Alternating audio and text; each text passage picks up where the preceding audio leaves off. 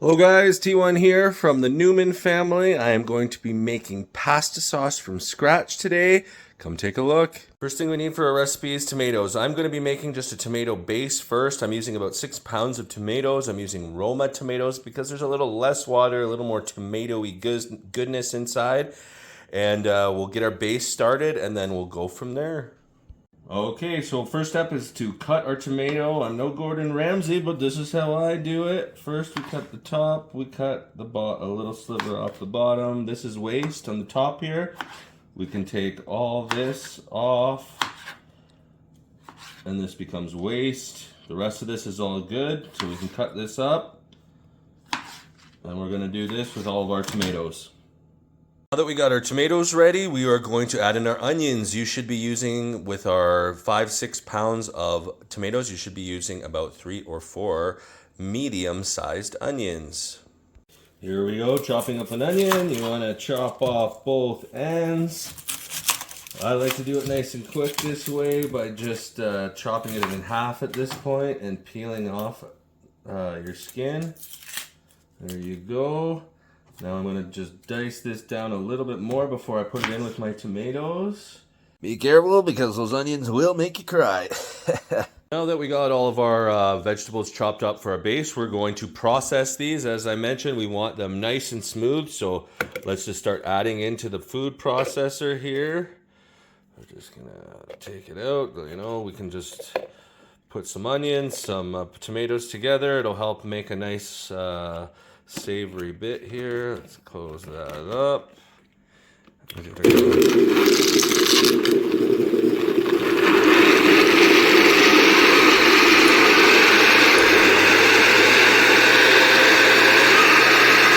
So now we have this wonderful soup that comes out. It's a very light pink color. Don't let that distract you. It will change colors when we get to the next step.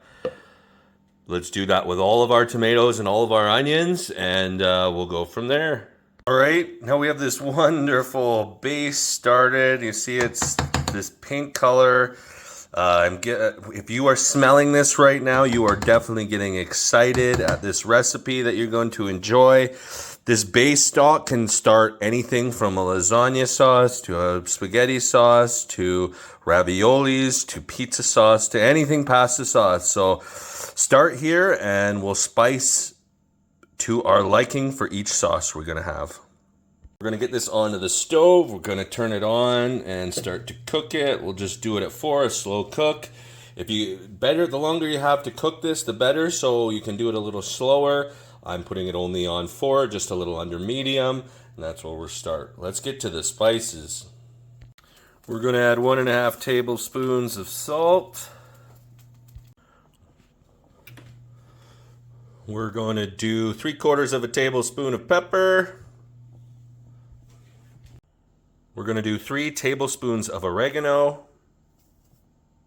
We're going to do 3 tablespoons of basil leaves. We're going to do 3 tablespoons of parsley. We're going to do 2 rounded tablespoons of garlic that has been minced. We're going to do 4 tablespoons of organic sugar. 4 tablespoons of Worcestershire sauce. If you like your sauce spicy, add a couple teaspoons of diced chili peppers.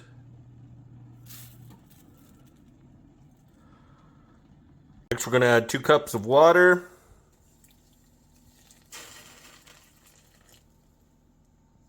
Now the water is a guide. If you like your sauce a little more runny, if you like it a little thicker, that's going to be you adjusting the water. If you want the water in there at the beginning of your cooking process so that you don't reduce your tomato sauce too much. If you do, you could burn it. If you do start to reduce your tomato sauce too much, add more water. If you want it more runny, add more water. When we're making a pizza sauce, we are going to want to reduce it down almost all the way, but it just really depends on what your preference is. Now we stir. Get all those ingredients in there. Stir them around.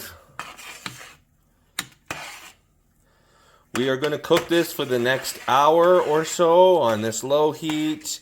You can already see it starting to darken up a little bit from cooking. We are going to put a lid on this so it does not boil over. Let's get all those seasoning in there, soaking, getting that nice flavor all over our sauce. And then we'll check on it in a little bit here. It has not been long and I turned down the heat to low. It is really cooking, so don't overdo it, folks. Sauce is simmered for about an hour now. We've separated a bit. We're going to separate into a few different things. We're going to make pasta sauce, we're going to make pizza sauce, and we're also making lasagna. So we've separated about a third of it into our lasagna. Here, take it out. We just put it in with the beef there.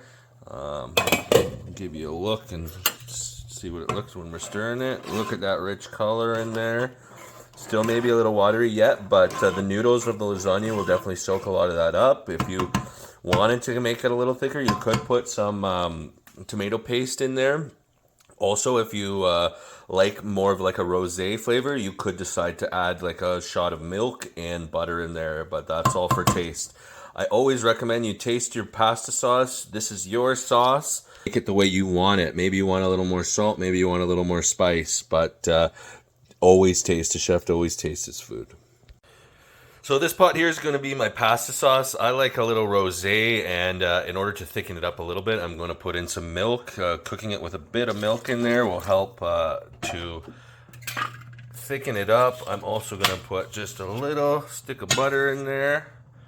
There we go. A little bit more butter. And that is going to just make it a little bit more savory in there. That milk is going to thicken up as it cooks a little bit more here. This is going to, when it's finished, going to go and be pasta sauce for us later this week. So we got our lasagna over here, we got our pasta sauce, and then we got our pizza over here. The pizza, I'm going to continue to reduce the pizza sauce, and I'll show you what the pizza sauce looks like when we've reduced it. After only a few more minutes, after maybe 10 minutes after putting the milk and butter in, the pasta sauce is done. I'm going to package this one up for us to eat later this week, and I'll give you a view when we do eat it.